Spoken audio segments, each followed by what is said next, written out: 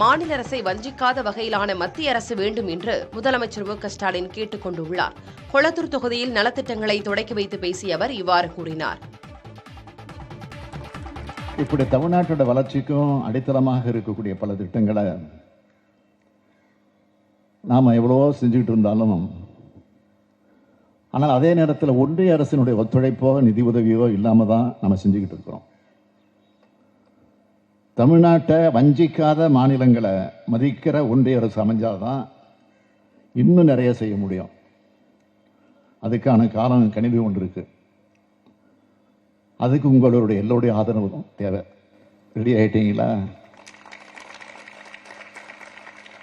நம்ம திராவிட மாடல் அரசின் திட்டங்களை உங்கள் குடும்பத்தினர், உறவினர்கள், நண்பர்கள் எல்லாருக்கும் எடுத்து சொல்லுங்க. தமிழ்நாட்டில் ஏற்பட்டிருக்கக்கூடிய விடியலின் ஒளியை இந்தியா முழுவதும் பரவிட செய்யணும்னா வரக்கூடிய நாடாளுமன்ற தேர்தலில் நீங்கள் அத்தனை பேரும் நல்ல முடிவெடுக்கணும்.